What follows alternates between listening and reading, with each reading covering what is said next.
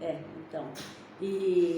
Então você vê a questão da coragem é como se fosse o valor máximo, o mais importante, porque é uma guerra permanente. São sujeitos a uma guerra permanente. No sertão, né? Então, a sobrevivência, por isso que é o grande sertão mesmo, né? Será que eles encontram a gente aqui? Não pode deixar aberto mesmo. Não, mas é porque ela vai dar curso, né? E ele falou que é melhor deixar fechado. Ele falou, que o pessoal não chegou ainda. Eu falo alto. Eu também, nossa, eu falo altíssimo também. Então você vê, né? Isso.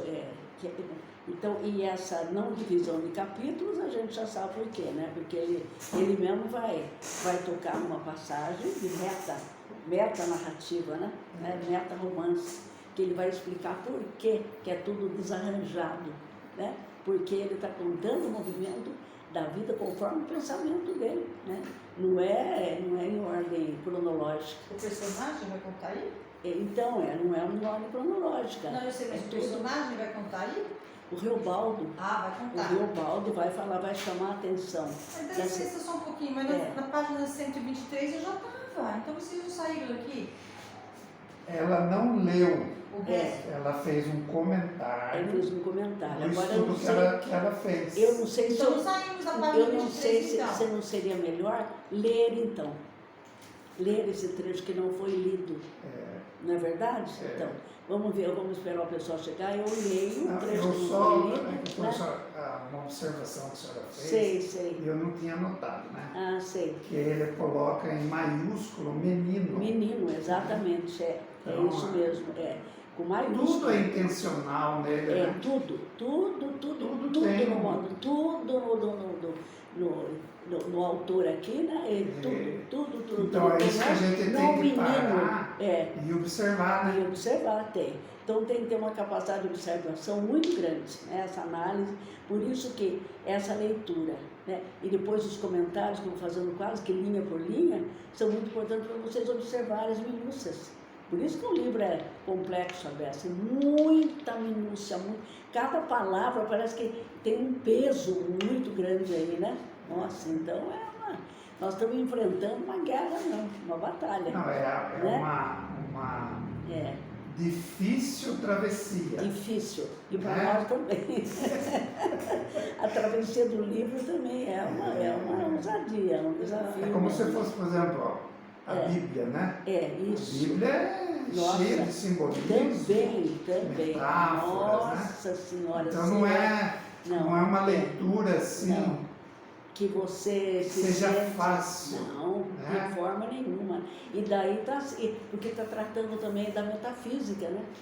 Não é o racional só, é intuitivo, metafísico. Então, como ele aqui, né? Esse menino com maiúscula aponta também para uma característica assim de algo, como é que eu posso dizer? Algo supremo também, né?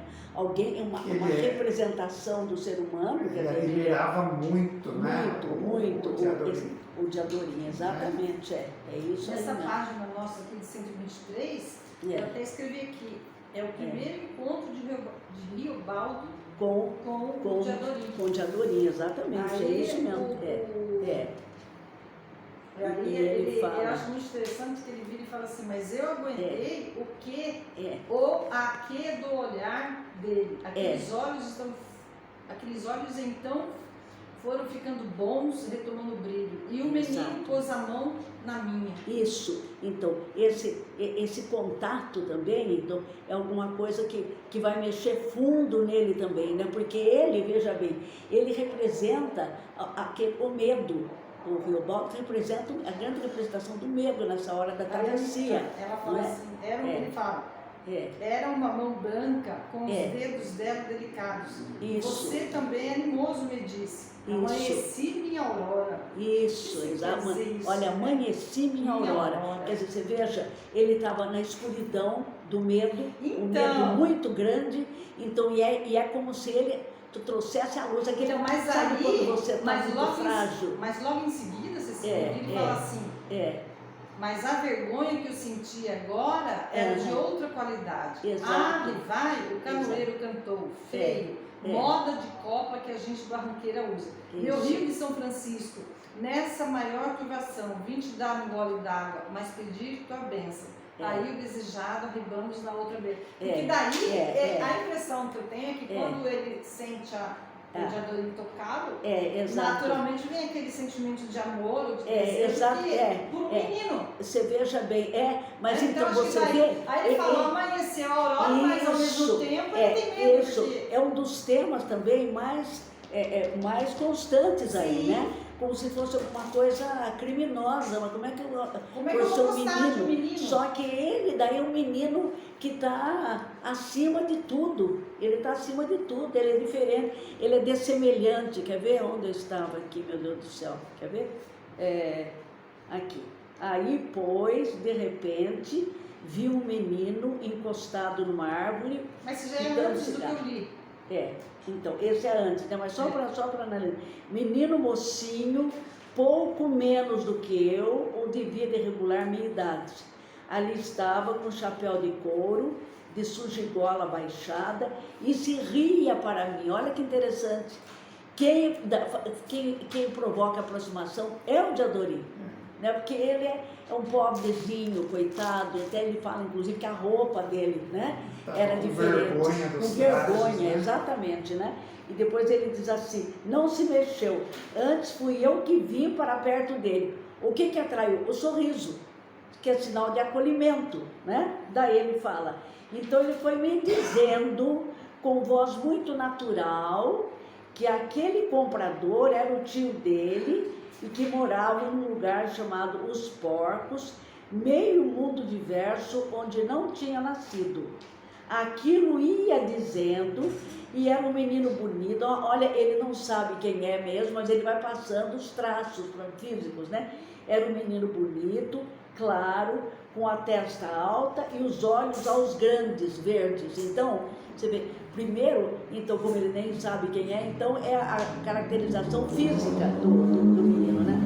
Muito tempo mais tarde, fui que eu soube que esse lugar em Os Porcos existe de se ver, menos longe daqui, nos Gerais de La Sances, né? Depois, lá é bom, perguntei, é bom começar aqui, lá é bom, perguntei, demais, ele me respondeu.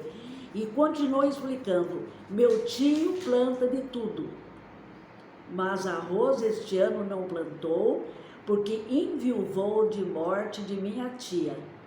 Assim parecesse que tinha vergonha de estarem comprando aquele arroz, o senhor veja.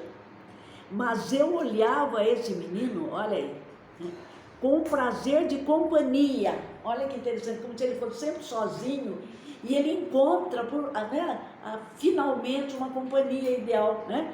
Com prazer de companhia, como nunca por ninguém eu não tinha sentido. Ele é especial mesmo, amizade, né? Amizade. Essa amizade nunca teve amigo. A empatia, né? Porque ele, coitadinho, né? Achava que ele era muito diferente. Gostei daquelas finas feições, a voz mesma, muito leve, olha, muito aprazível. Porque ele falava sem mudança, nem intenção, nem sobejo de esforço. Fazia de conversar uma conversinha adulta e antiga. Olha que interessante, porque ele é tão pequeno, né? Fui recebendo em mim um desejo de que ele não fosse mais embora, mas ficasse sobre as horas, e assim como estava sendo, sem parolagem miúda, sem brincadeira. Então, realmente é uma amizade que ele precisa, um amigo. Olha aí, só meu companheiro, amigo desconhecido. Olha um oxímoro aí. Uma aliança de contrários ou contraditórios. Como é que pode ser amigo? Só meu companheiro, amigo desconhecido? Né? Exatamente uma contradição muito grande, não é? Porque se é meu companheiro, amigo desconhecido, olha o desconhecido aí como, né? Ela inicia uma contradição. Escondido, enrolei minha sacola. De vergonha, porque vê o outro bem vestido, tudo, sabe que o outro fala bem, tudo, e ele, coitadinho, é filho da Bigri, né?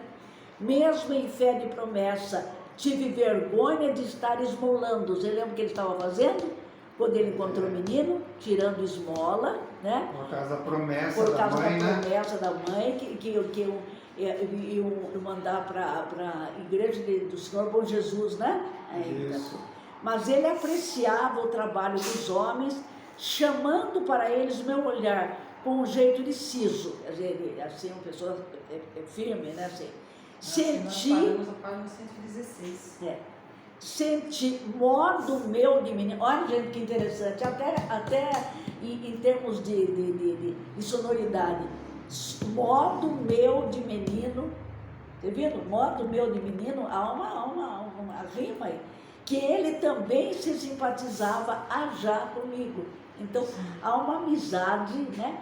Há um envolvimento de companheirismo imediato. A ser que tinha dinheiro de seu, comprou um quarto de queijo e um pedaço de rapadura. Disse que ia passear em canoa. Passear, hein, gente? Passear, é nesse passeio que ele vai a canoa, a primeira travessia aí, canoazinha. Não pediu licença ao tio dele. Me perguntou se eu vinha. Tudo fazia com realce de simplicidade, tanto desmentindo pressa, que a gente só podia responder que sim. Quer dizer, ele não pressiona. Ele convida, vocês viram? Ele convida.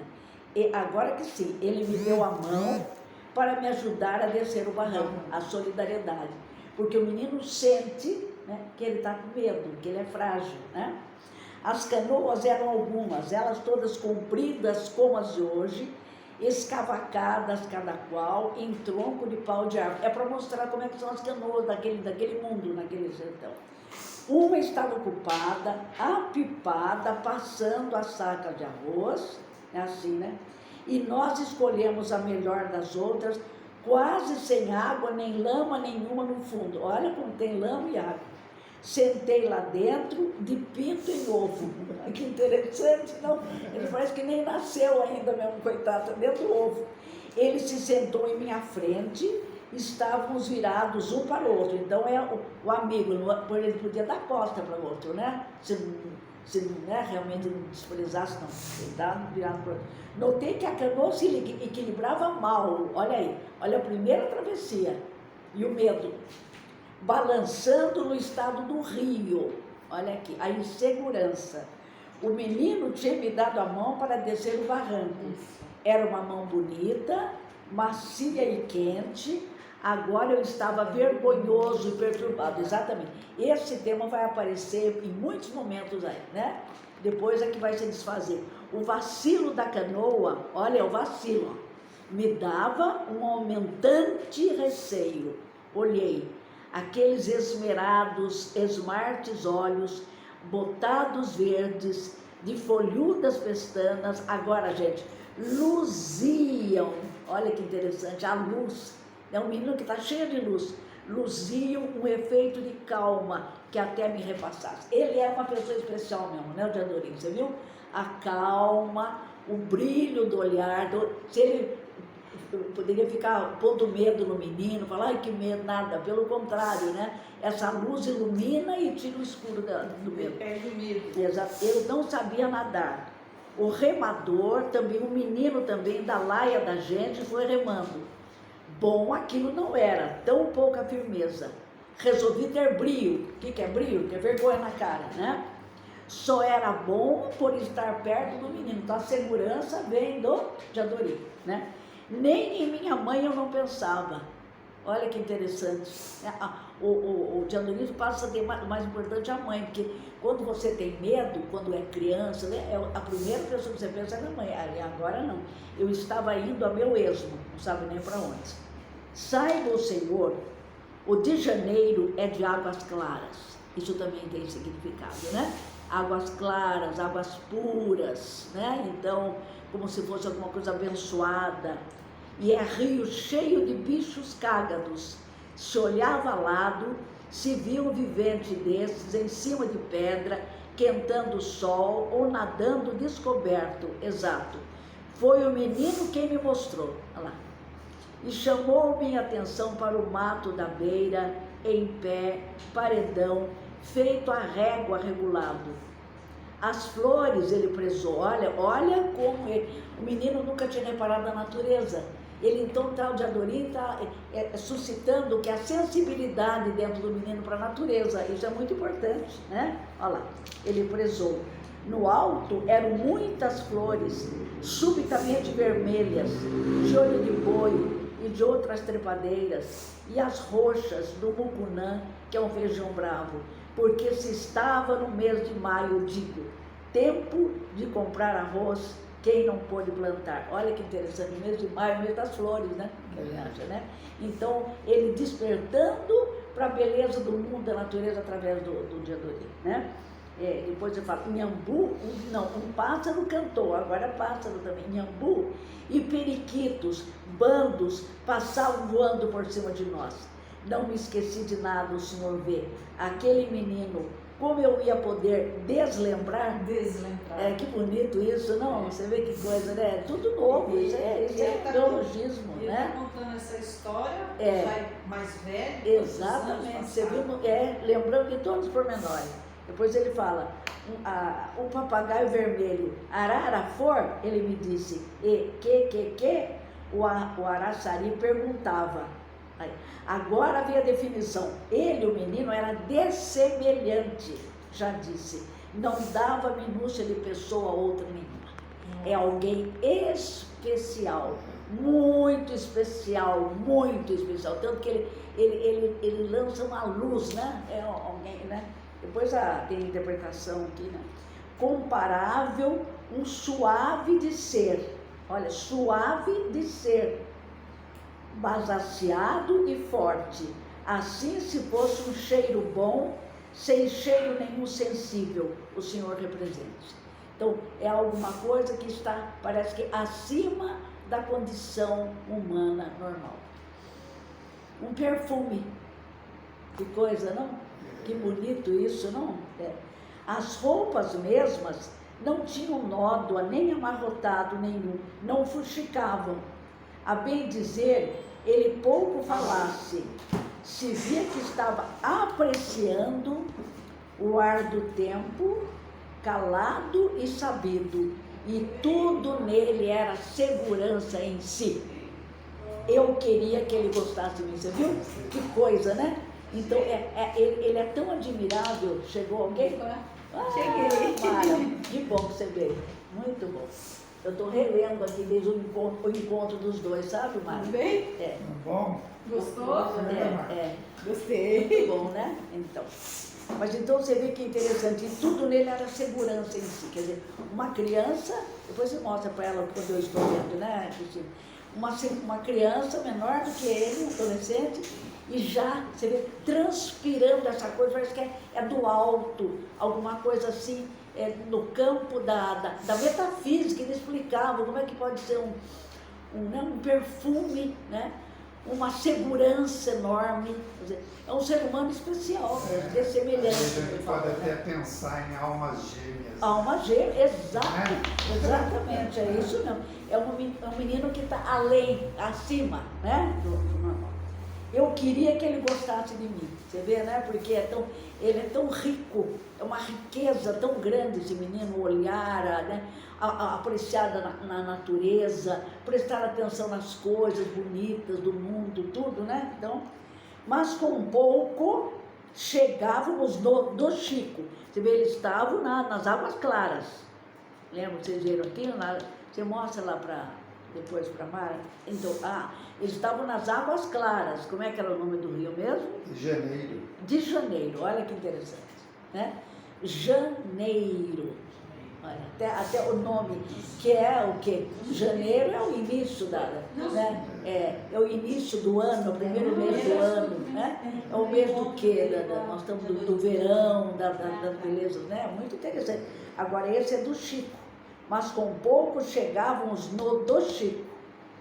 Ó, veja bem, Janeiro e Chico. Janeiro parece que é muito mais poético, né, do que o Chico. Esse do Chico é o quê? É no Rio São Francisco. Não, eu sei, mas...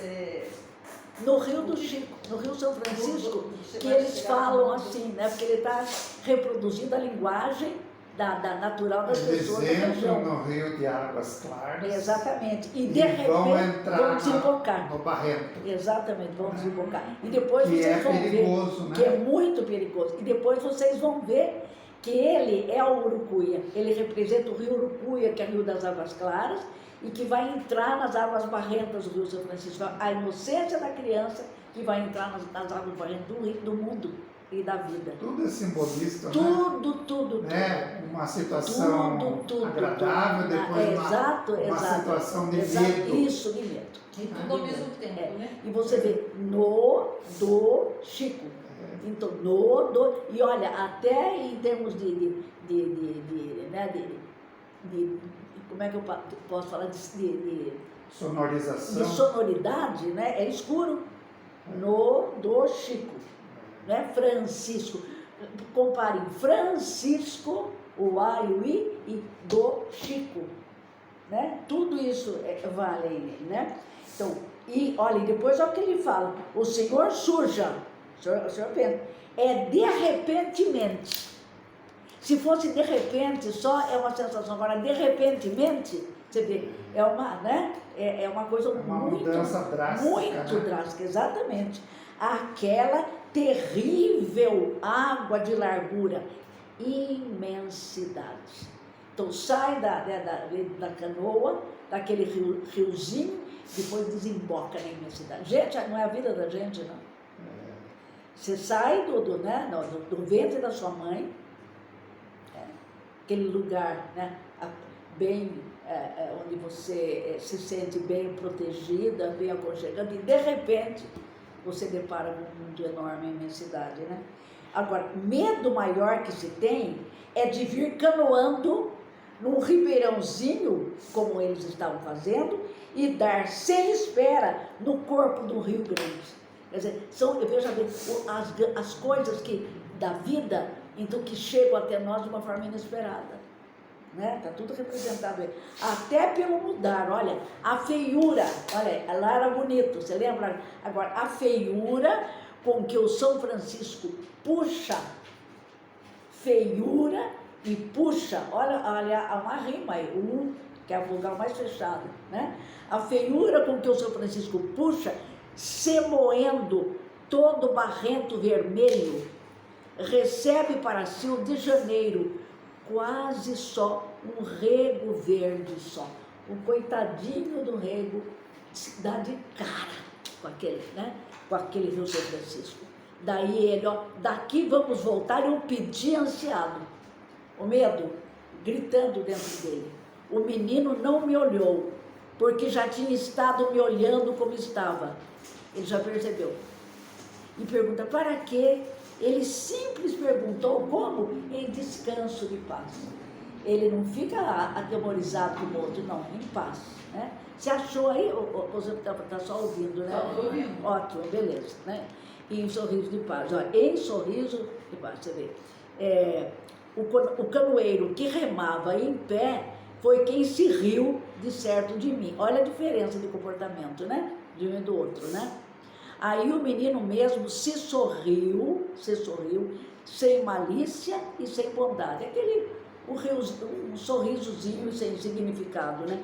Não piscava os olhos. O canoeiro, sem seguir resolução, varejava ali na barra, entre duas águas menos fundas, brincando de rodar mansinho com a canoa passeada. Olha só. Depois foi entrando no do Chico, na beirada para o rumo de acima, quer dizer, é um perigo mesmo, né? Eles estão numa canoa frágil, enfrentar aquele rio, né? Eu me apeguei de olhar o mato da mar, pensando no mato, ai meu Deus do céu, tem um lugar onde eu posso pular, né? Aí, beiras sem praia, tristes, tudo parecendo meio podre, a deixa lameada ainda da cheia derradeira, o senhor sabe. Quando o do Chico sobe os 6 ou 11 metros, ele enche também, olha só. Então, ele falou, né, quando se fala do Chico, fala na feiura, puxa, se moendo, vermelho, né, recebe para si o de janeiro, quase só ele engole o outro, ele engole, né, e depois essas beiras tristes, tudo parecendo meio podre a deixa lameada ainda da cheia dos rios. E se deu que o remador encostou quase a canoa nas canaranas e se curvou. Queria quebrar um galho de maracujá no mato. Olha também, esse menino também, né? A falta de juízo dele, né? Assim, encurvar a canoa e virar, né? Então, com o mau jeito, a canoa desconversou. Olha o verbo que ele usa aí, desconversou. O menino também tinha se levantado. Gente, olha que frase. Eu disse um grito. Não é eu dei um grito, eu disse um grito. Quer dizer, o grito é o apelo dele, é o desespero dele. Eu disse um grito. Tem nada não, ele falou. Até meigo muito, de Adorim. Muito meigo falou, né? Para não. Mas então vocês fiquem sentados, eu me queixei. Ele se sentou, mas sério naquela sua formosa simpatia, deu ordem ao canoeiro com uma palavra só, firme, mas sem vexame. Atravessa. O canoeiro obedeceu. O menino mostra a força. Você vê, atravessa é um imperativo. E o canoeiro que você vê que riu do outro, né, do Riobaldo, da covardia do outro, agora obedece imediatamente. Então, essa firmeza. Mas quem falou foi o Riobaldo? Não. Foi quem falou o de Adorim? Foi o de Adorim. Da Adorim que deu a ordem, né, e o outro obedeceu na hora, né? Tive medo, sabe? Tudo foi isso. Tive medo. Enxerguei os confins do rio do outro lado. Longe, longe. Com que prazo se ir até lá? Medo e vergonha. Agora, a aguagem bruta, traiçoeira. O rio é cheio de baques, modos moles, desfrio e uns sussurros de desamparo. Quer dizer, o Rio Grande, não o Rio São Francisco, né? Que representa toda aquela região mesmo, né? A fonte da... Apertei os dedos no pau da canoa. Não me lembrei do caboclo d'água, não me lembrei do perigo que é a onça d'água, se diz, a ariranha. Essas desmergulham em bando e becam a gente, rodeando e então fazendo a canoa virar de estudo. Olha agora, não pensei em nada, eu tinha um medo imediato. Como é que a gente interpretaria isso? É a síntese total do medo. Parece que bateram aqui ou não? O medo imediato, que é o medo absoluto. Eu não tenho medo, por exemplo, de coisas que contavam para ele. Eu não tenho medo do quê? Da mula sem cabeça, né? Ou do boitatá. É o medo, é o sentimento do medo de uma forma total ele sente, ele experimenta, né? E me fala agora aqui, peraí, não me lembrei. Provavelmente também ele nem sabia nadar, né? Não sabia. Ele não sabe nadar. É de água. Não, Então, é de água. Tá com medo de morrer mesmo, né? Exatamente. E aí porque você cai. Exato. E a inexperiência de vida. O outro é cheio de experiência. Não esqueçam que ele é filho do Medeiro Vaz e faz parte do grupo. Joca Ramiro. Ah, perdão, Medeiro Vaz não. Joca Ramiro, eu sempre troco os dois. Joca Ramiro, Ele fala exatamente. assim, né, dona Cecília? Ele fala, eu tinha um medo imediato e tanta claridade do dia. Quer dizer, contrastando, logo depois da frase que você deu. Exatamente, contrastando. Medo, né? Exatamente. Quer dizer, tanta claridade, eu com o medo maior, o medo absoluto. Porque medo lembra o quê? Escuro. Exato. Né? O medo está ligado à escuridão, não à luz. A luz, quer dizer, a luminosidade faz você enxergar tudo, clareia, tudo é sol, tudo, né? Assim, é uma contraste. E tanta claridade do dia, o arrojo do rio, e só aquele estrape, e o risco extenso d'água de parte a parte. Alto rio, fechei os olhos, mas eu tinha até ali agarrado uma esperança. Olha o verbo que ele usa, né? Agarrado uma esperança. Tinha ouvido dizer, ele tá, é um pavor, né, gente? Não é nem medo, é pavor mesmo, né? Achava que não é? Para melhor, não? Tinha ouvido dizer que quando canoa vira, fica boiando. e é bastante a gente se apoiar nela, encostar um dedo que seja, para se ter tenência, a constância de não afundar, e a ir seguindo até sobre se sair no seco. Eu disse isso, e o canoeiro me contradisse. Olha, esta é das que afundam inteiras. Olha que você veja como o canoeiro não tem sensibilidade. Ele percebeu que não tem medo, agora ele vai, né? É um tipo realmente de como é que é? De maldade mesmo, né? De sentir prazer no. Mas não é, depois ele fala que é canoa de peroba.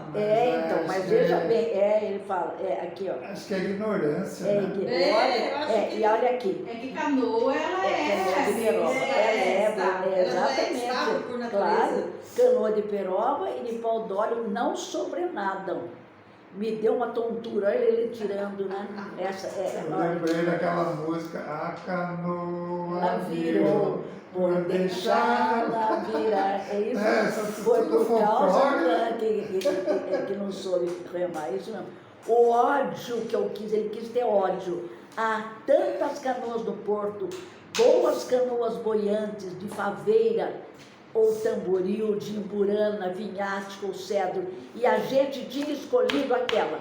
Então, os acasos da vida, né? Os acasos da vida, né? Então, você veja bem. E foram eles mesmos que escolheram? Exatamente. Até fosse crime fabricar dessas de madeira burra. Eles chamam madeira burra, que ela não boia, né? Embarcar numa canoa furada. Exato, foi exatamente isso.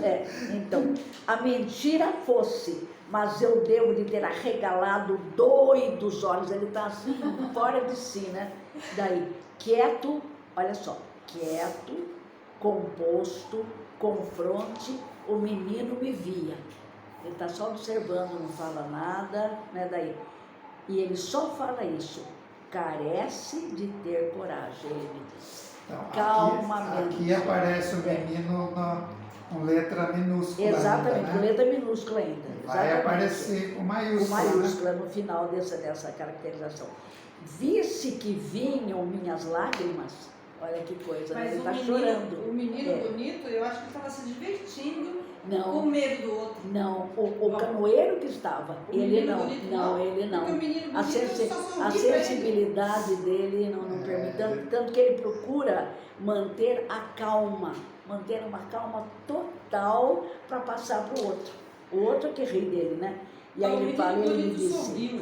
Acho que o menino bonito não estava com medo. Sorriu, exatamente, não. Ele não estava. Mas não riu, não é rir, ele sorriu, é diferente, né? Então, foi o jeito de falar, mas o menino não estava com medo. Não, de jeito nenhum, nada, de jeito nenhum. Demonstra o medo, é isso que eu quis dizer, no sentido de que ele divertindo no sentido de medo, daí ele fala, carece de ter coragem. Carece de ter coragem, ele me disse, visse que vinham minhas lágrimas, doí de responder, eu não sei nadar. O menino sorriu bonito, assim, calma, quer dizer, ele não perde, né, o controle. Se ele perdesse o controle daí, aí ia morrer mesmo, né? O menino sorriu bonito, afiançou, ele garantiu, eu também não sei. Sereno, né? Olha que lição. Os dois não sabiam? Os dois não sabiam. Mas você vê a coragem do outro, como é que está passando para maior tranquilidade, para o controle, né? Controle emocional, exatamente, né? Controle emocional. Eu vi o rio, via os olhos dele produzindo uma luz. Olha só, que coisa, não?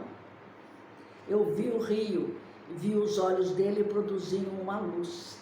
Do menino, lembra que ele falou lá atrás que os olhos dele produziam uma luz? Luzia, na hora da tempestade, na hora do medo, tudo, a luz que vem, não, ela ilumina, ela deixa o interior mais sereno, né? Que é que a gente sente quando se tem medo? Ele indagou, mas não estava remoqueando, ele não estava caçoando, não por ter raiva, porque ele percebeu que não havia aquele desejo quer dizer, aquela vontade de ter, como é que eu posso dizer, a pessoa que como é que a gente chama mesmo? Que sente prazer no... Sádica. Meio maldosinha, né? Sádica. Sádico, exatamente, Exatamente, ele não é, não.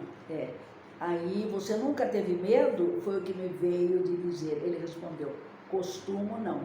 E passado o tempo de um suspiro, meu pai disse que não se deve deter. Então, a lição veio do pai, né? Ou a coragem foi aprendida do pai e se instalou dentro dele, né? Ao que meio pasmei. Ainda ele terminou, meu pai é o homem mais valente deste mundo. Então, aprendeu a coragem e passou a lição da coragem para ele, né? Aí, o bambalango das águas, a avançação enorme roda. O que até hoje minha vida avistei de maior foi aquele rio, aquele daquele dia. Olha que interessante. Quer dizer, é uma experiência que marcou mesmo o resto da vida, né? Você viu? O medo imediato, a sensação do pavor completo, né? E experimentado ali junto e acalmado pelo menino, né? Aquele, olha que interessante, ele fala, aí o bambalango das águas, a avançação enorme roda, o que até hoje minha vida avistei de maior foi aquele rio, aquele daquele dia. As remadas que se escutavam do canoeiro, a gente podia contar, por duvidar se não satisfazia o termo. Ah, tu tem medo não nenhum? Ao canoeiro o menino perguntou com tom. Sou barranqueiro, o canoeirinho 3 disse, repontando de seu orgulho. De tal o menino gostou, porque com a cabeça provava. Eu também. Quer dizer, ele é bom canoeiro, então ele vai impedir que a canoa vire, né? O chapéu de couro que ele tinha era quase novo. Os olhos, eu sabia e hoje ainda mais sei, pegavam um escurecimento duro. Mesmo com a pouca idade que era minha, percebi que de me ver tremido todo assim, o menino tirava aumento para a sua coragem. Não é o menino, esse menino aí deve ser o canoeiro, ele é sádico mesmo, né? Mas eu aguentei o aque do olhar dele. Aqueles olhos então foram ficando bons, retomando o brilho. E o menino pôs a mão na minha, encostava e ficava fazendo parte melhor da minha pele, no profundo. Desce a minhas carnes alguma coisa. Era uma mão branca, com os dedos dela delicados, dedos dela delicados. Você também é animoso, me disse, você também tem coragem. Amanheci minha aurora. Olha que interessante, né? Porque você também você também é animoso, você tem alma, você tem coragem, né? Então ele parece renascer. Amanheci minha aurora. Bonita essa imagem, né? Mas a vergonha que eu senti agora era de outra qualidade. Arrevai, o canoeiro cantou feio, moda de copla que gente barranqueira usa. Meu rio de São Francisco, nessa maior turvação, vim te dar um gole d'água, mas pedir tua benção, né? Turvação, turvo, escuro. Aí, o desejado, arribamos na outra beira, a de lá. Olha só, né? Então, essa foi a experiência mais terrível que ele teve até agora, né? Você não, olha, ao ver o menino mandou encostar, só descemos. Você não arreda daqui, fica tomando conta, de novo, ó. Ele falou para o canoeiro que seguiu de cumprir aquela autoridade, desde que amarrou a corrente num pau-pombo. Ele tem autoridade, o menino mesmo, né? Para ele ordena. Aonde o menino queria ir, sofismei, mas fui andando. Fomos na vargem, no meio avermelhado do capim puro. Sentamos, por fim, no lugar mais salientado, com pedras, rodeado por áspero banral. Sendo de permanecer assim, sem prazo, isto é, o quase calado somente. Sempre os mosquitinhos era que arreliavam o vulgar. Amigo, quer de comer? Olha a palavra, amigo, amigo. Está chamando o outro já de amigo, né? Amigo, quer de comer? Quer dizer, olha, e a generosidade dele, a abertura de coração, tudo, né? Está com fome? Ele me perguntou. E me deu a rapadura e o queijo. Ele mesmo só tocou em miga. Pegou um pedacinho de nada e deu tudo para ele. Viu que ele é pobre, né? Estava pitando. Acabou de pitar Apanhava talos de capim-capivara e mastigava. Tinha gosto de milho verde. É dele que a capivara come. Assim, quando me veio vontade de urinar, e eu disse, ele determinou, olha aqui, Ate, vai ali atrás, longe de mim. Isso faz. Já, o primeiro índice de que ela é menina. Não é verdade? Ele manda, vai longe de mim. Senão não precisaria mandar. Exato, exatamente, né? Ate, vai ali atrás, olha, e também longe de mim, isso faz. Mas não conversasse. E eu reparei, me acanhava, comparando como eram pobres as minhas roupas junto das dele. Então, o nível social diferente, né? Antojo, então, por detrás de nós, sem avisos, apareceu a cara de um homem. As duas mãos dele afastavam os ramos do mato, me deu um susto somente. Por certo, algum trilho passava perto por ali. O homem escutara a nossa conversa. A fé era um rapaz mulato, regular uns 18, 20 anos, mas altado, forte, com as feições muito brutas. Debochado, ele disse isto: vocês dois, hein? O que é que estão fazendo? Quer dizer, malícia. Aduzido, fungou, e mão no fechado da outra bateu no figurado indecente. Olha só. Olhei para o menino. Esse não semelhava ter tomado nenhum espanto. Surdo, sentado, ficou social com seu prático sorriso, como se não tivesse sido afetado em nada. E eu também quero. O mulato veio insistindo. E por aí eu consegui falar alto, contestando que não estávamos fazendo sujice nenhuma. Estávamos espreitando as distâncias do rio, parado das coisas. Mas o que eu menos esperava, ouvi a bonita voz do menino dizer: você, meu negro, está certo, chega aqui. Olha, inclusive, a esperteza dele, do Diandurim, a esperteza dele. Quer dizer, ele conseguia fazer com que o outro, né, pensasse que ele estava querendo que o outro se aproximasse, né? Você veja bem.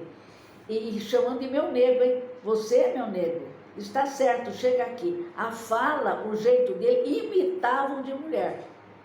Então era aquilo, imitavam de mulher, o jeito de mulher, né? Como se ele fosse, então, né? Lá, venha mesmo, está querendo, venha, como se ele estivesse acolhendo o outro.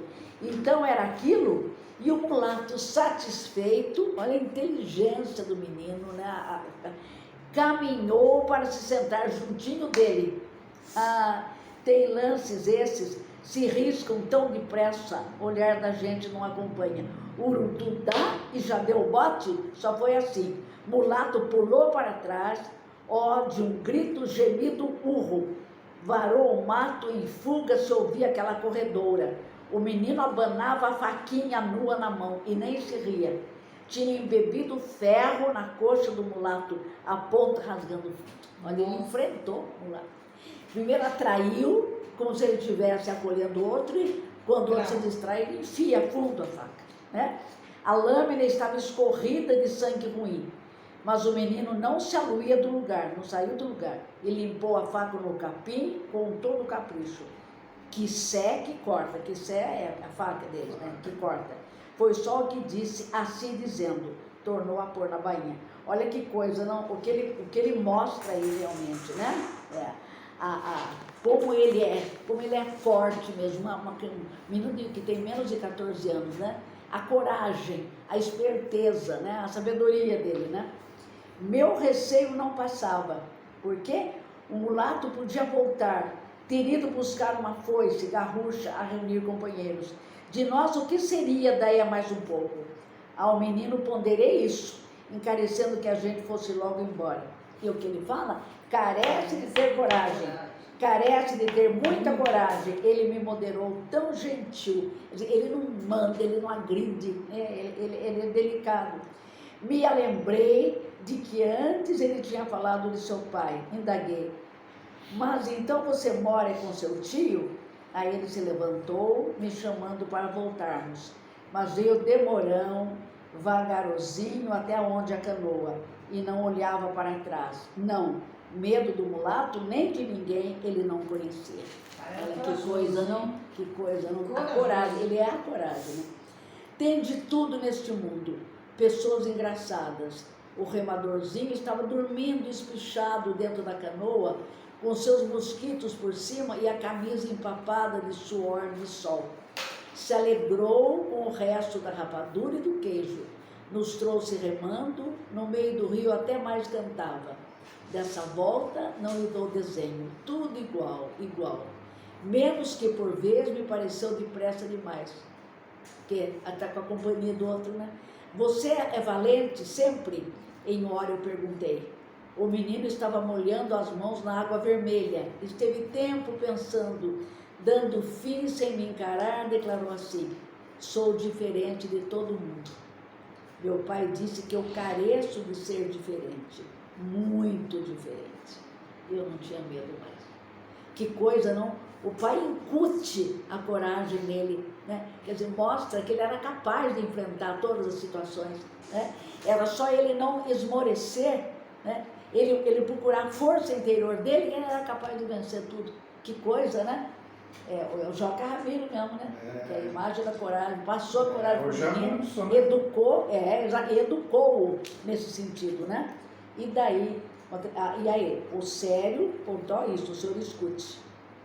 Não, peraí. E eu não tinha medo, e olha que interessante, meu pai disse que eu careço de ser diferente, e eu não tinha medo mais. Olha, parece que, você percebeu, o outro transferiu para ele, contaminou o balde de coragem, né? O sério é isto da história toda. Por isto foi que a história eu lhe contei. Eu não sentia nada, só uma transformação pesável. Muita coisa importante falta nome. Eu não tenho nome, eu não tenho palavra para dizer o que eu senti. Você vê que coisa, não? O aprendizado da coragem.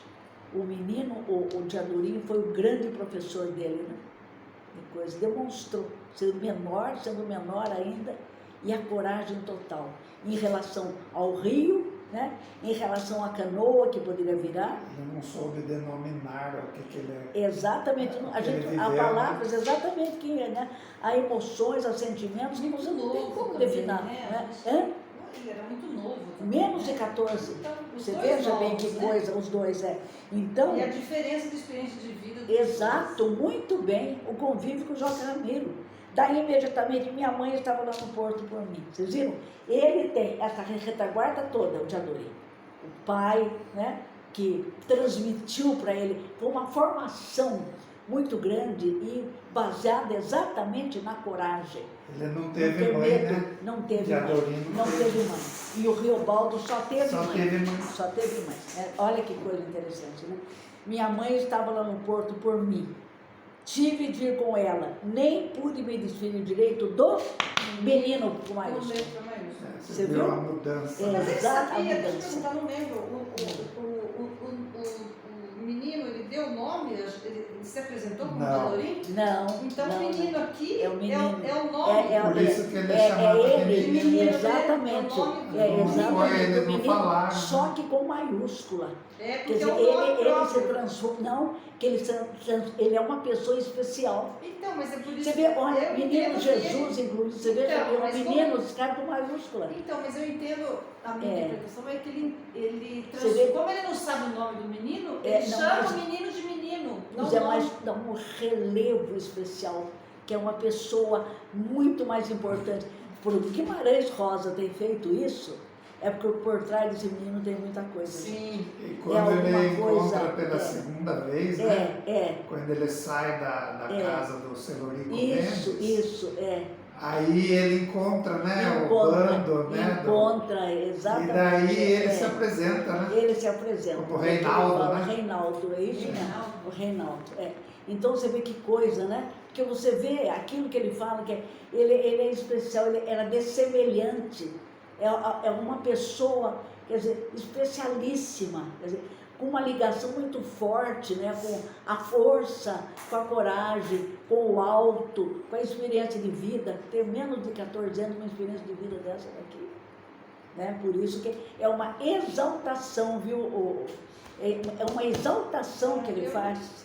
Eu entendo Pode ter diferente, porque logo em certeza. seguida ele fala assim, eu nem sabia o nome dele, mas não parecia. Então. Dele nunca me esqueci depois. Então, sabe, então, Cristina, é uma exaltação que ele faz, não é um menino qualquer. Não, eu acho que esse menino é nome próprio, é o nome próprio, é o nome que ele deu pro rapaz, pro Zelorim, já que ele não sabia o nome, então ele passou a chamar de menino. Só que ele podia menino em nome próprio, letra maiúscula. Pois é, mas esse aí, depois, dentro desse contexto, dá uma exaltação muito grande.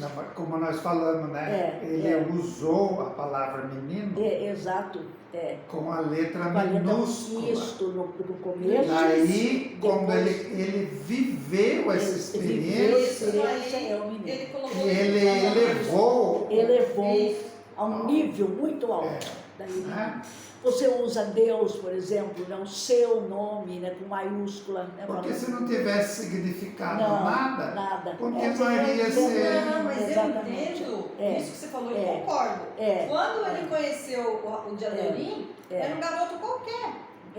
Quando ele passou por toda essa experiência, ele conheceu. E mesmo sem saber o nome, já que não sabia o nome dele, ele transformou esse menino minúsculo em menino maiúsculo. Como se fosse um herói. Uma pessoa especial, já que não sabia o nome, exatamente.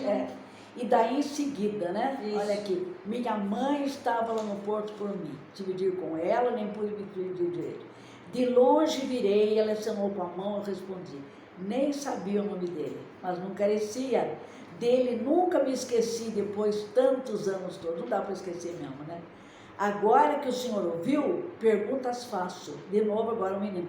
Por que foi que eu precisei de encontrar aquele menino? Olha as coisas da vida, não é verdade? O que a vida apresenta para a gente, né? Os acasos, por que ele teve de encontrar esse menino? Né? Que depois ele vai também fazer parte dos jagunços e ele vai ser um chefe depois, né? Ele vai ser chamado de Taturana aí, né? Tudo, ele vai ser, e vai viver a experiência que vocês vão ver na Vereda das Mortes, Vereda das Tortas, do pacto com o demônio. Então, esse é outro elemento também que é importantíssimo na obra e que está assim com uma, sabe, que não sai da cabeça dele, né? Então, aí ele fala, por que foi que eu precisei de encontrar aquele menino? Toleima eu sei, o senhor não me responda. Mas que coragem teirada em peça era aquela dele? Agora que vem, de Deus? Do demo? Aí entramos no campo da metafísica. De onde que vem?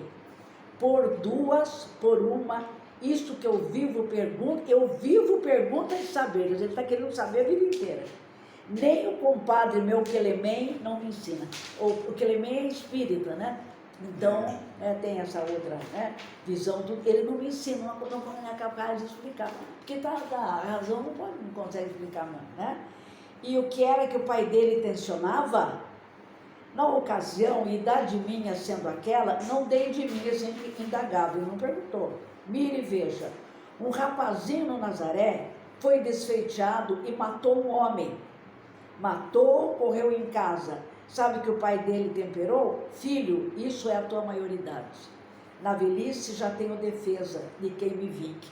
Olha como é que se veem as coisas, como se interpretam os crimes, né? Para ele, para o pai desse menino, né? Ele ter vingado, ele ter matado essa pessoa, foi exatamente ele amadurecer para a vida. Então ele já fica sossegado, porque quando ele precisasse, né, ele já tinha quem o vingasse. Olha que né? Bolas, ora, Senhor vê. Já terminou aí? Não. Senhor vê, olha, bolas, ora, Senhor vê, o Senhor sabe. Sertão é o penal, criminal. Né? É o mundo realmente do escuro, é o mundo da crueldade, né? É o mundo do crime, né? É isso, do sertão é o penal criminal. Sertão, olha, é onde o homem tem de ter a dura nuca e a mão quadrada, mas onde a bobice a qualquer resposta É aí que a pergunta se pergunta. Por que foi que eu conheci aquele menino? Que coisa, não? O Senhor não conheceu. Compadre meu Clemente não conheceu. Milhões e milhares de pessoas não conheceram. O Senhor pensa outra vez, repensa o bem pensado. Para que foi que eu tive que atravessar o rio de fronte com o menino? Que coisa, não? Os encontros inesperados da vida que vão marcar a primeira travessia, a primeira travessia. A primeira travessia. Exatamente. De onde ele aprendeu a noção da coragem. É possível ter coragem para enfrentar o Rio São Francisco, os baques dele, né?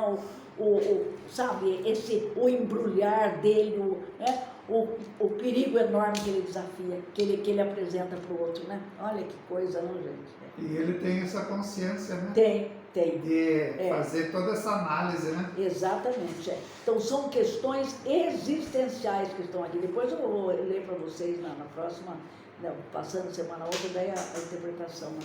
O São Francisco cabe sempre aí, capaz, paz. O São Francisco também, né? É um retrato da vida, do mundo mesmo. Rio, né?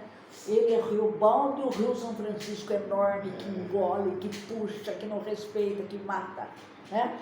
Depois, o Chapadão é em Sobrelonge, beira até Goiás, extrema. Os Gerais desentende de tempo. Olha, sonhação. Acho que eu tinha de aprender a estar alegre e triste juntamente. Depois, nas vezes em que no menino pensava, eu acho que... Quer dizer, marcou a vida dele, meu. Marcou as profundas dele. Ele aprendeu. Então, parte do menino foi passada para ele. A formação, né? Então, mas... Em pouco tempo, em né? pouquíssimo. Né? Você vê, simplesmente na travessada... O significado, né? No enfrentamento do Rio São Francisco. Olha que coisa, né? E não há pessoas que realmente exercem esse tipo de função na vida da gente? Não é verdade? Pessoas que você nunca pessoas que vêm iluminar, né? Iluminar, exatamente. Como tem as que escurecem. Isso, mas né? tem aquelas que, numa palavra, choca uma luz na sua vida, principalmente e no marca momento, para a vida inteira. Para a vida inteira. Principalmente no momento que você está com algum problema, está no escuro. Decisão. Exatamente. Muito bom isso aqui, né? Daí, sonhação. Olha aí. Os Gerais dizem de sonhação. Acho que eu tinha de aprender a estar alegre e triste juntamente, depois, nas vezes em que no menino pensava, eu acho que. Mas para quê? Por quê? Olha, todas as questões existenciais. Eu estava no Porto do Rio de Janeiro, com minha capanguinha na mão, ajuntando esmolas para o Senhor Bom Jesus, no dever de pagar promessa feita por minha mãe, para me sarar de uma doença grave. Devera se ver que o viver da gente não é tão servidinho assim. Assim, artes que foi, que fico pensando, por aí, Zé Bebê um tanto sabia disso, mas sabia sem saber, e saber não queria. É aquilo, você nem sabe que você... Há alguma coisa dentro de você que você não entende, mas você sabe que está lá dentro. Não é verdade? E que determina a sua atitude, o seu comportamento ou a sua mudança, né? Então, como Medeiro Vaz, como Joca Ramiro, como o compadre meu Clemente, que viaja diverso caminhar. Então, são pessoas que estão acima da pura razão. Todas importantes para ele. Todas importantes. A vida inteira dele. E que tem um lado lá em cima, né? Tem um pé lá em cima, que não dá para explicar, né? A razão é muito pequena, não dá para explicar, né? Todos esses, né? Ao que não me des, mais hoje, mais amanhã, quer ver que o Senhor põe uma resposta. É a resposta às questões existenciais da vida, não há resposta. Né? Você fica, assim o Senhor já me comprasse. Agora, pelo jeito de ficar calado alto, eu vejo que o Senhor me divulga. Está com sono, Amara, coitada. Não? Adiante, conto. Ele fala adiante, que ele posso continuar, né? Eu conto. O seguinte é simples. Minha mãe morreu. Agora vai entrar, né, o padrinho, entre aspas, né? Bigri, a Bigri. Que a senhora perguntou. Apenas a Bigri. Era como ela se chamava, apenas a Bigri. não tem nome inteiro, não tem sobrenome, não é ninguém. Você vê que coisa, não? Morreu num dezembro chovedor, aí foi grande a minha tristeza. Mas uma tristeza que todos sabiam, uma tristeza do meu direito, eu tinha o direito de ficar triste, né? Desde até hoje em dia, a lembrança de minha mãe às vezes me exporta. Ela morreu, como a minha vida mudou para uma segunda parte. Olha aí. Amanheci mais. Olha que coisa, segunda parte. De herdado, fiquei com aquelas miserinhas. Miséria quase inocente, que não podia fazer questão. Lá larguei a outros o pote, olha o que ele tinha. O pote, a bacia, as esteiras, panela, chocolateira, uma caçarola bicuda e um alguidar. Somente peguei minha rede, olha só, uma imagem de santo de pau, um caneco de asa pintado de flores, uma fivela grande com ornados, um cobertor de baeta e minha muda de roupa. Puseram para mim tudo em trouxa, como coube na metade dos anos. A pobreza dele, a pobreza enorme, imensa, imensa, caber tudo numa trouxa, né? Mas ele não fala aqui a idade que ele tinha. Não, ele fala que ele tinha quase 14 anos. Da mãe não fala. Não, aqui a gente não sabe quanto tempo que a mãe levou para morrer, não é? Não, ele assim, fala. Se ele era menino, a mãe morreu. Se era mais velho. Morreu em dezembro chovedor, só isso daí que ele coloca. Né? Dá a impressão que é mais velho, porque para pegar. Né? E a gente não sabe. Ele vai para o mundo, né? Ele apenas vai contando as experiências, né? Você viu? Então, a pobreza enorme que ele tem. Até que um vizinho caridoso cumpriu de me levar, por causa das chuvas, numa viagem durada de 6 dias, para a fazenda São Gregório de meu padrinho Celorico Mendes, na beira da estrada boiadeira, entre o rumo do Curralinho e o do Bagre, onde as serras vão descendo. Tanto que cheguei lá, meu padrinho Celorico Mendes me aceitou com grandes bondades. Ele era rico e somítico, mão fechada, né? Avaro, possuía 3 fazendas de gado. Aqui também dele foi a maior de todas. E depois ele vai descobrir que esse é o pai dele, que não o assumiu, o pai que o rejeitou, tanto que ele vai embora, ele abandona, né? Você viu? Ele não conseguir gostar dele, né? Um homem rico, olha, 3 fazendas de gado. Mas ele fica com a herança. Ele fica com a herança, né? Fica, uma das fazendas, né? Uma das fazendas grandes fica com ele mesmo. Mas ele né? descobre depois que descobre, daí vai embora, que começa outra fase dele, ele descobre sim. De não ter conhecido você estes anos todos, purgo meus arrependimentos, reticências. Ele tem remorso porque não assumiu o Cristo. Você vê, um problema social que aparece, ele não é só as minas dos rios, das matas, né, da natureza, mas também é o meio social. Você vê a mãe abusada, né, a mãe pobre, abusada por um homem riquíssimo e que rejeita o filho, na miséria. Mas ficou claro mesmo que tinha rejeitado? Sim, claro, sem dúvida. Ele vai você, pela postura dele, pelas palavras do Celorico Mendes, você percebe. Ele virou mendigo com a mãe dele, né? Mendigo. Mas ele não descobriu agora. A rejeição, não, agora não. Mas Nós é que vamos. Não, mas aqui você vai ver. Aqui ainda não, mas você já vai ver. O Celorico Mendes sabia que o Riobaldo sabia que era filho dele. Só o Riobaldo que não sabia. Você vê, ele tem 14 anos. O pai dele, de não ter conhecido você estes anos todos, purgo meus arrependimentos, reticências. Né? Outra prova de que o menino é filho dele, ele não assumiu. E os vizinhos sabiam, tanto que levaram. Exatamente. Então você veja, até hoje, né, quer dizer, nesses meios, no meio rural, né, os mais abandonados, muitas vezes a criança é levada para o padrinho. Não é verdade? Isso é um costume no Brasil, não é? Né? Então, foi a sincera primeira palavra que ele me disse, me olhando antes. Levei dias pensando que ele não fosse... Mas então foi quando ele chegou lá mesmo. Foi, quando ele chegou, da mãe. nunca tinha visto. Então ele foi pra Nunca lá, tinha e daí procurado, nunca tinha procurado. E aqui a gente ainda não O sabe a Rio idade Baldo. dele, mas... Ele olhou, você veja, olhou bem antes, né? Uhum.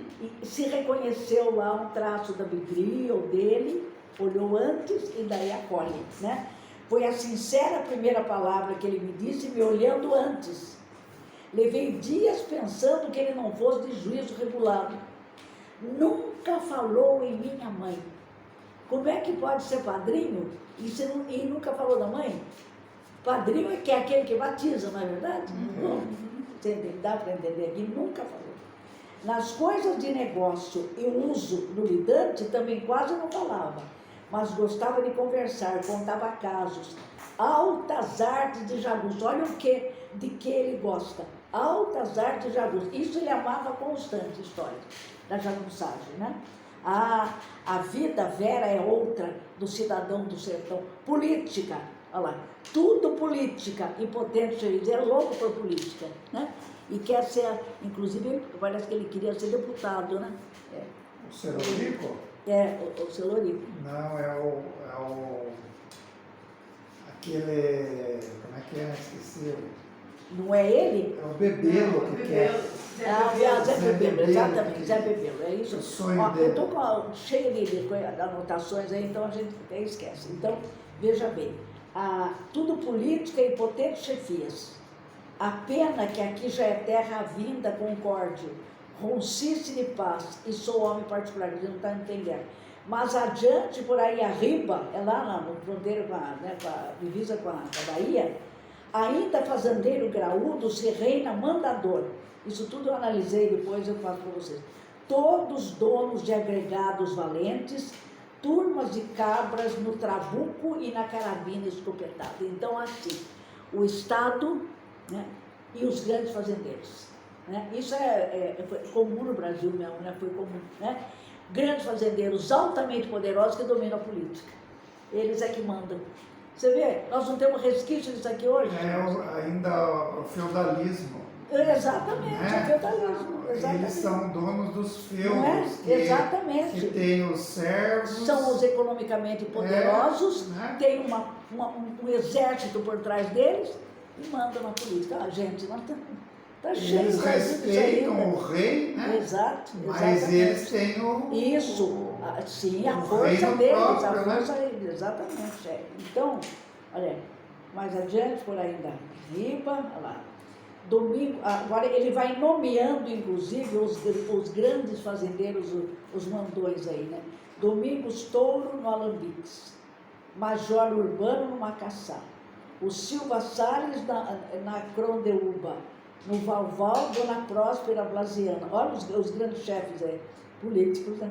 Dona Adelaide no Campo Redondo, Simão Avelino na Barra da Vaca, Mozart Vieira no São João de Canastrão, o Coronel Camusim nos Arcanjos, comarca de Rio Pardo, e tantos, nisto que na extrema de cada fazenda some e surge um camarada de sentinela.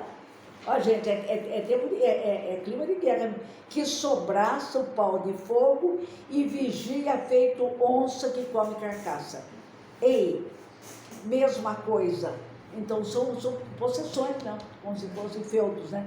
Mesma coisa no Barranco do Rio.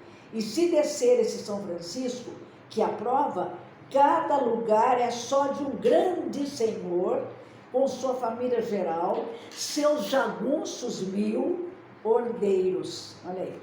Ver São Francisco de Arrelia, Januária, Carinhanha, Urubu, Pilão, Arcado, Xique-Xique e Centro-Sé, mundo dominado pelos grandes fazendeiros e seus 1000 jagunços. E não temem nada, né? Eles dominam tudo. Demais falasse, tendo conhecido o Neco, se lembrava de quando o Neco forçou Januário e Carinhanha, olha, nas eras do ano de 79, tomou todos os portos, Jatobá, Malhada e Manga, fez como quis. Você vê, não tem, o Estado não toma conhecimento, nem tem poder para acabar com isso.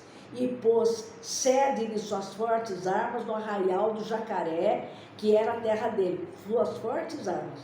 Estive lá com carta firmada pelo capitão Severiano Francisco de Magalhães, que era companheiro combinado do Neco. Aí, o capitão combinado do Neco. O pessoal que eles numeravam em guerra compraziam a Babilônia. Botavam até barcas cheias de homens com bacamartes, com o tipo de arma, cruzando para baixo e para cima o rio de parte a parte. Dia e noite, a gente ouvia gritos e tiros. Cavalaria de jagunços galopando, saindo para distâncias marcadas. Abriam festa de bomba real e foguetório quando entravam numa cidade. Está aqui, gente. Mandavam tocar o sino da igreja, arrombavam a cadeia, soltando os presos, arrancavam o dinheiro em coletoria e ceiavam em casa da Câmara. Eles dominam tudo, você viu? Não tem nada, ninguém manda neles. Eles representam o poder, porque o dinheiro, a posse das terras, os 1000 jagunços que são o exército deles. Você viu que o Brasil como é? E hoje também não é diferente. Mesmíssima coisa, não mudou nada. Só do mesmo jeito. Do mesmo jeito. O que vocês acham lá do Supremo? Pois é. Meu padrinho, Celorico Mendes, era muito medroso. Olha o oposto aí, né? Contava que em tempos... Ele puxou o pai. Exatamente, ele puxou o pai. Muito bem observado. Contava que em tempos tinha sido valente, se gabava, goga. Queria que eu aprendesse a atirar bem e manejar porrete e faca. Me deu logo um punhal. Quer dizer, é um lugar de guerra permanente mesmo, né? Me deu logo um punhal, me deu uma garrucha e uma granadeira. Mais tarde me deu até um facão enterçado que tinha mandado forjar para próprio, quase do tamanho de espada e em formato de folha de gravatar. Sentei em mesa com o Neco, bebi vinho, almocei. Olha o orgulho dele falando que é o Neco esse que entrou, conquistou, arrebentou tudo na casa da Câmara, né? Olha o orgulho que ele sentei em mesa com o Neco, bebi vinho, almocei. Debaixo da chefia dele paravam os 800 bravos, um exército. Só obedeci e rendi o respeito. Meu padrinho, hóspede do Neco. De recontar isso, ele sempre se engrandecia. Naquela dita ocasião, todas as pessoas importantes, olha aqui, gente, tinham fugido da Januário quando ele entrou com a tropa dele, né? Desamparados de poder de lei. Olha aí, gente. Não há, pode ter Constituição, tudo não adianta nada, né? Desamparados de poder de lei, foram esperar melhor sorte em Pedras de Maria da Cruz. Neco, mandou mais que Renovato ou Liobas, extrapoliu mais do que João Brandão e os Silgueiras. E meu padrinho me mostrou um papel com escrita de Neco. Era recibo de 6 ancorotes com pólvora e uma remessa de iodureto. A assinatura rezava assim: Manuel Tavares de Sá. Era o nome do Neco. O nome do Neco, né? É Manuel. Mas eu não sabia ler.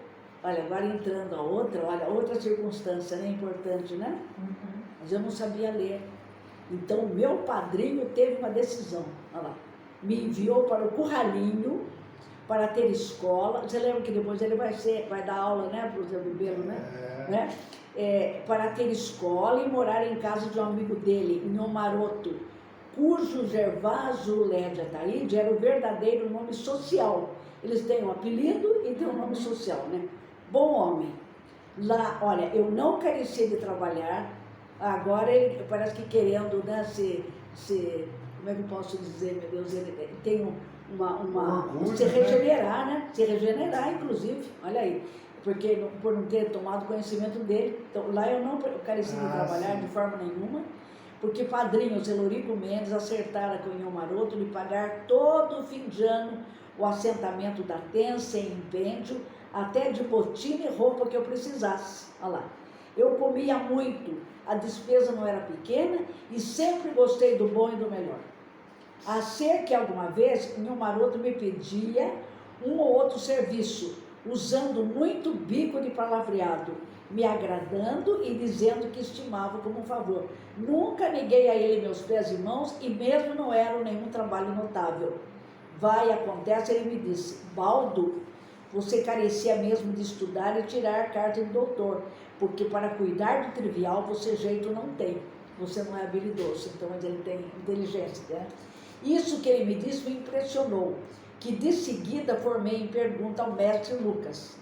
Ele me olhou um tempo, era o professor dele, né, mestre Lucas. Era um homem de tão justa regra e de tão visível correto parecer que não poupava ninguém. Às vezes teve dia de dar em todos os meninos com palmatória. E mesmo assim, nenhum de nós não tinha raiva dele. De tão bom professor que ele era, tão boa pessoa, né? Assim, mestre Lucas me respondeu, atenção, gente, é certo, mas o mais certo de tudo é que um professor de mão cheia você dava. Olha que interessante. É por isso você dava um professor de mão cheia, você mora. Então você percebeu? Então isso explica inclusive o fato dele estar contando, ele estar narrando. A inteligência dele, né? Você vê? E desde o começo do segundo ano, ele me determinou de ajudar no corrido da instrução. Eu explicava aos meninos menores as letras e a tabuada. Você vê a competência, a capacidade dele. É filho do Celorico mesmo, né? Agora, Curralinho era lugar muito bom, de vida contentada. Com os rapazinhos de minha idade arranjei companheirice. Passei lá esses anos, não separei saudade nenhuma, nem com o passado não somava. Aí namorei falso, asnás, a essas meninas por nome de flores, a não ser a Rosa Guarda, moça feita, mais velha do que eu, filho de negociante forte, seu Assis Bababa, o turco, né? Dono da venda, o primeiro barateiro da primavera de São José. Os turcos que vieram para aqui para comerciar, ela era estranha, turca, eles todos turcos, armazém grande, ó, outro lado, né, outro lado da região aí, né, armazém grande, casa grande, seu Assis Bababa, de tudo comerciava, tanto sendo bizarro, atencioso e muito ladino, ele me agradava. Dizia que meu padrinho Celorico Mendes era um freguesão, diversas vezes me convidou para almoçar em mesa. O que apreciei, carne moída, as comidas árabes, né, entrando aqui, né, na cultura, né, brasileira. Carne moída com semente de trigo, outros guisados, recheio bom em abobrinha ou em folha de uva e aquela moda de azedar o quiabo, supimpas e guaris. Olha que interessante também o lado da cultura, da comida, né? Os doces também. Estimei seu Assis Bababa, a mulher dele, Dona Abadia, e até os meninos, irmãozinhos de Rosa Guarda, mas com tamanha diferença de idade. Só que me invocava, que me achava ruim, era a linguagem garganteada que falavam uns com os outros. Aravia. Que é o árabe. Assim mesmo afirmo que a Rosa Guarda gostou de mim, me ensinou as primeiras bandalheiras e as completas, quer dizer, a iniciação sexual dele, né?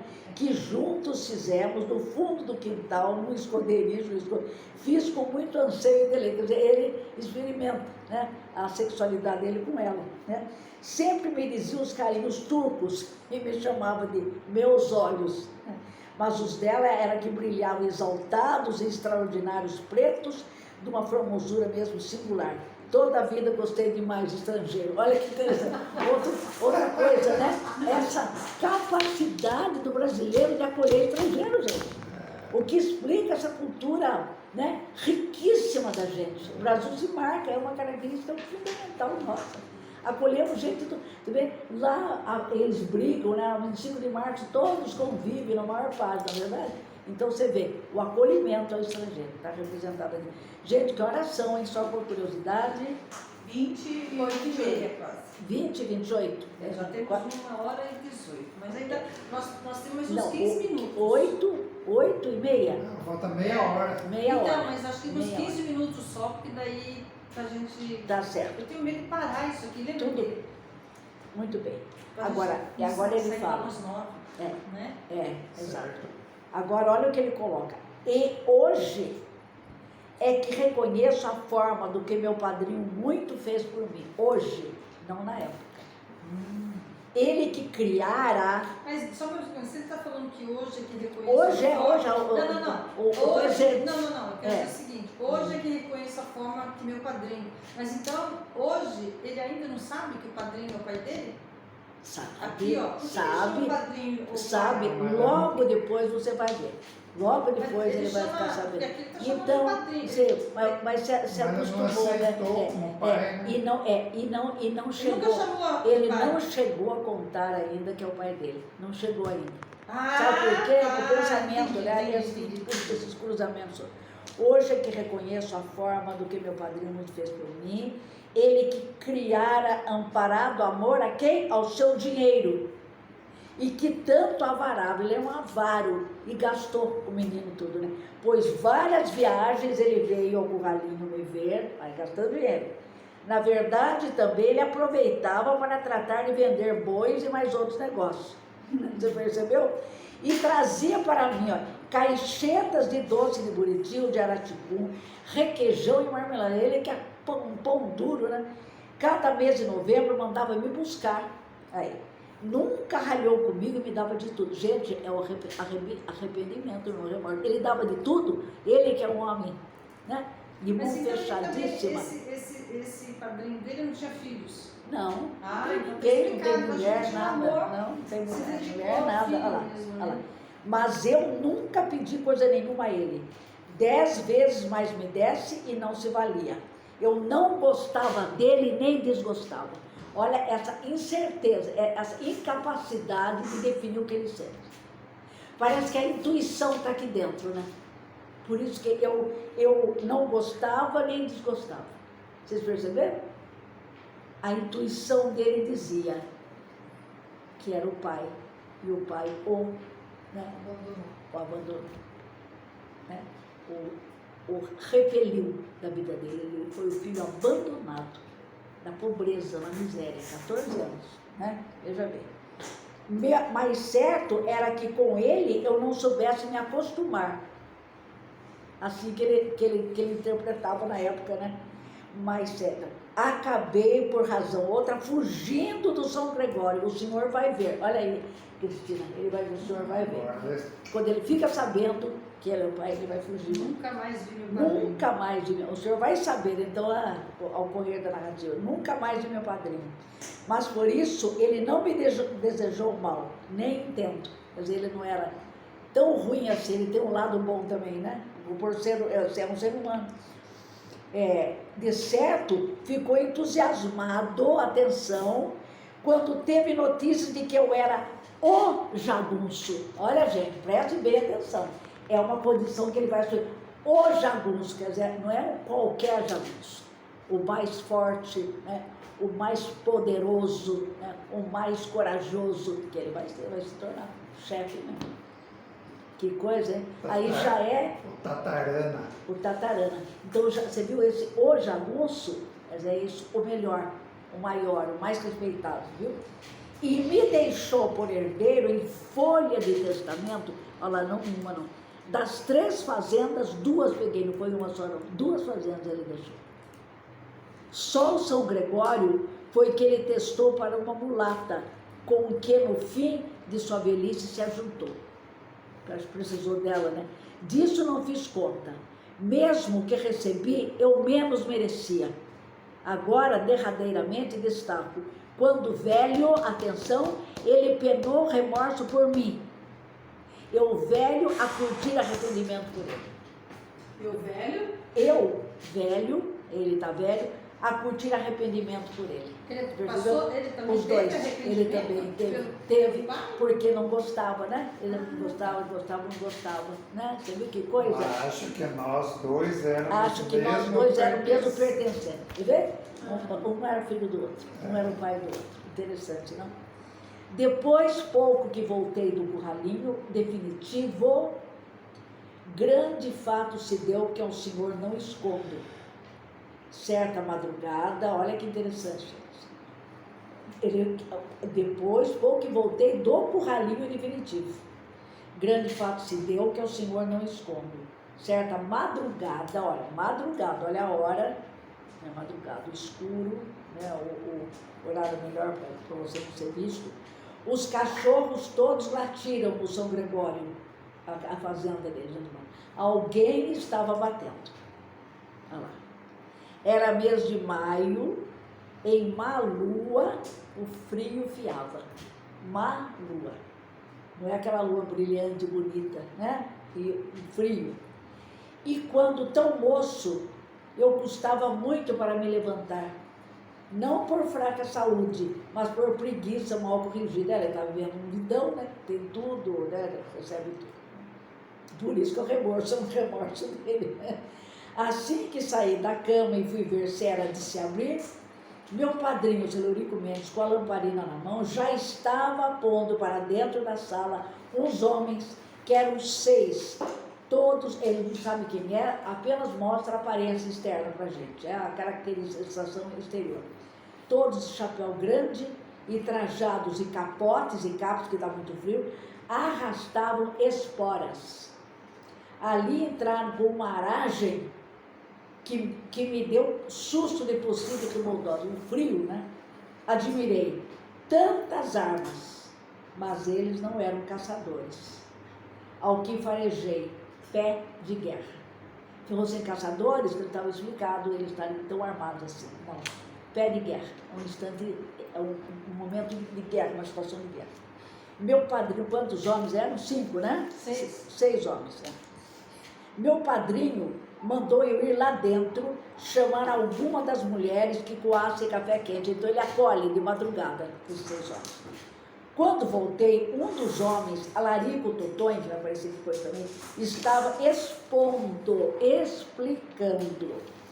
Todos continuavam sem tomar assento. Olha, ele vai a todas as minúcias, né, o Guimarães, né? Alarico Totonho, sendo um fazendeiro do grão-mogol, conhecido de meu padrinho. Ele com seu irmão Aloysio Totonho, pessoas finas, gente de bem, tinham encomendado, aqui, o auxílio amigo dos jagunços.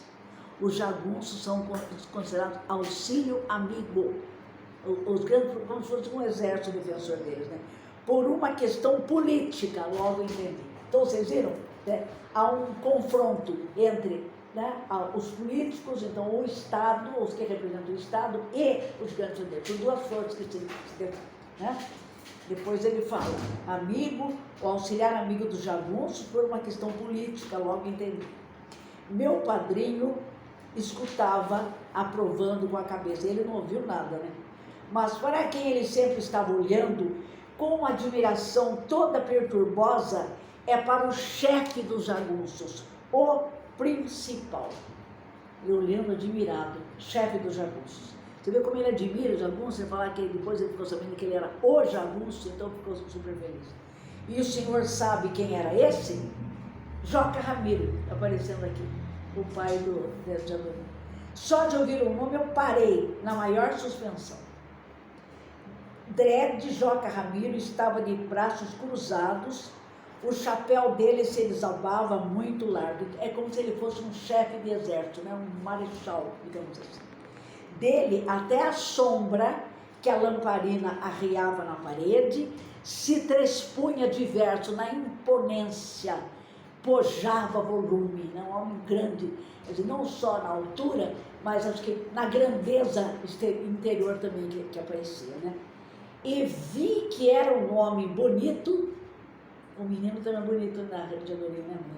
Caprichado em tudo, vi que era um homem gentil, um homem educado, né? Dos lados umbreavam com ele 2 jagunções. Olha, 2 jagunções. Depois eu soube que eram seus segundos, eram os auxiliares dele, né? Quem são? Um se chamava Ricardão. Daí, ó, corpulento e quieto, com um modo simpático de sorriso. O outro, Hermógenes, homem sem anjo da guarda. Olha só, eles eram os 2 auxiliares do Joca Ramiro. O Judas, exatamente, o Judas, o grande traidor, né? Mas eu não lembrava disso. É, você viu como é bom reler tudo devagar? Senão as coisas vão sumindo, não. O outro Hermógenes. E olha a primeira a primeira característica que ele apresenta, homem sem anjo da guarda. É um homem acompanhado de uma... Porque o anjo da guarda o quê? É o anjo de Deus que acompanha a gente. Sem anjo da guarda, ele está do outro lado, né? Do lado da sombra mesmo, né? Na hora, não notei de uma vez. Pouco fui receando o Hermógenes. Atenção, gente. Olha a descrição física dele. Ele estava de costas, mas umas costas desconformes. A cacunda amontoava, mas a cacunda com um chapéu raso em cima, mas chapéu redondo de couro, que seca uma cabaça na cabeça. Aquele homem se arrepanhava de não ter pescoço. Ele é meio disforme, vocês viram, né? Não tinha cabeça aqui, né? As calças dele como que se enrugavam demais da conta, enfolipavam em dobrados, as pernas muito abertas, mas quando ele caminhou uns passos, se arrastava. Então fica de pernas bem abertas para se manter, né? Firme no chão. Mas quando ele caminhou uns passos, se arrastava, e me pareceu que nem queria levantar os pés do chão. Reproduzo isto e fico pensando, será que a vida socorre a gente certos avisos? Por que ele foi prestar exatamente atenção nesses aspectos? Que fazem do Hermógenes, né, uma pessoa como que deformada. Só que a deformação maior é interior, né? Como ele falou, né? Você viu? Então seria um aviso, né, que está sendo mandado para ele. Sempre me lembro dele, me lembro mal, mas atrás de muitas fumaças. Naquela hora eu estava querendo que ele não virasse a cara. Virou. A sombra do chapéu dava até em quase na boca. Mas ele ainda não sabia por que esse homem não, mas é que ele já sabe, você percebeu? Então, não há ordem cronológica, você entendeu? Como é as coisas vão aparecendo, Isso, está certo. Olha, veja, enegrecendo, gente. Olha o negro, o escuro aparecendo aí, né? Uhum. A sombra do chapéu dava até em quase na boca, enegrecendo. Você viu? Exatamente, o escuro. No terminar, que depois é que a gente vai sabendo, né? Porque é conforme as coisas vêm na cabeça dele que ele vai passando pra gente, não há ordem cronológica. Né?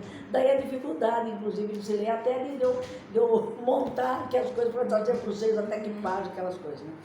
No terminar, Alarico Totônio pediu que precisavam de um recanto oculto, onde a tropa dos homens passasse o dia que vinha, tropa, hein?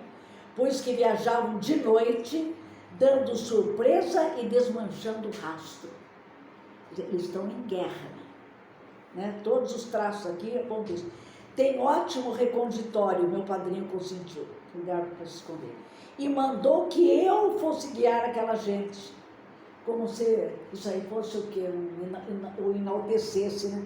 Até onde o poço do Cambaubal, num fechado mato capuão.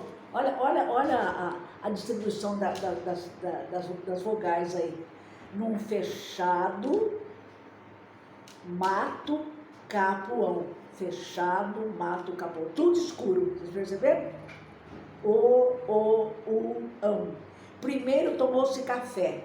Assim Joca Ramiro corria pronto os olhos em tudo ali, sorrindo franco, a cara muito galharda, e pôs as mãos nos bolsos. Quer dizer, há um contraste muito grande entre a figura do Joca Ramiro e dos dois auxiliares dele, né?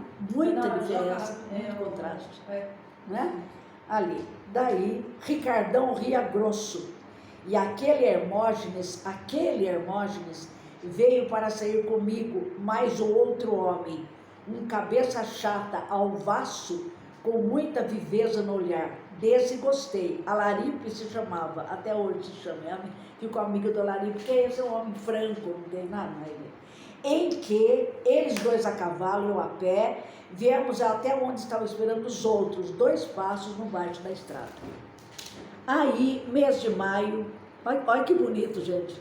Falei com a estrela d'alva, olha, no meio dessa coisa escura aqui também, olha, falei com a estrela d'alva, olha o brilho da estrela, né? O orvalho pripingando baciadas, e os grilos no xirilim. Então, você vê, há um lado bonito também da natureza, né? Você viu o escuro da guerra e o lado bonito da natureza.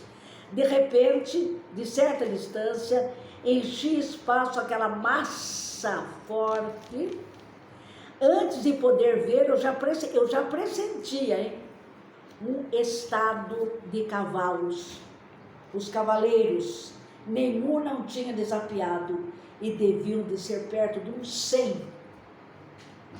Tá ruim a cadeira, né? Tá dura, né? Não, eu tô... tá. Não. A minha também é dura. E deviam de ser perto de uns 100. Respirei. A gente sorvia o bafejo. Eles não estão vendo, né? Não está vendo nada, é só vultos. E o cheiro de crinas e rabos sacudidos. O pelo deles de suor velho, semeado das poeiras do sertão. Adonde o movimento esbarrado que se sussurra de uma tropa assim, feito de uma porção de barulhinhos pequenos, que nem o de um grande rio do Aflor. O rio de novo aqui. A bem dizer, aquela gente estava toda calada, que eles estão escondidos, eles estão em pé de guerra. Mas uma cela range de seu, tine um arrear, estribo e estribeira, ou coscós, quando o animal lambe o freio e mastiga. Couro raspa em couro, então ele está passando as impressões auditivas que ele tem, né? Porque ele enxergar não está enxergando nada. Vai 15 para Né? 9 Já, então, acho que vamos parar nesse parágrafo aqui? Vamos? Então, você tira a foto para mim aqui, Cristina? Tiro. E eu vou colocar aqui. Parei a leitura. Você vê como é que tem de marcar tudo. No primeiro parágrafo. É igual novela de rádio, É a viu? mesma coisa, você viu? Da página 113 do meu livro. Nós avançamos bem, eu acho. Vocês não acham? Oi? Nós não avançamos bem? Eu achei que a gente... Avançamos sim. Sabe por quê?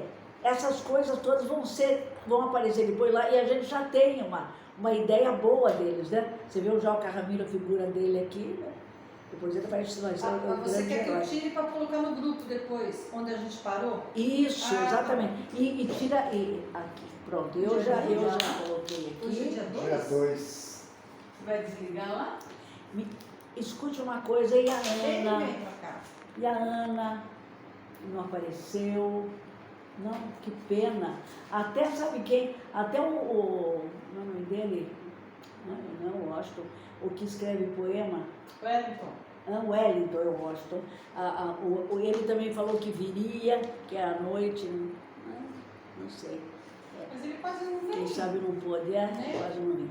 Isso que eu digo, precisa ter mesmo, né? Resiliência, né? Eu vou Realmente uma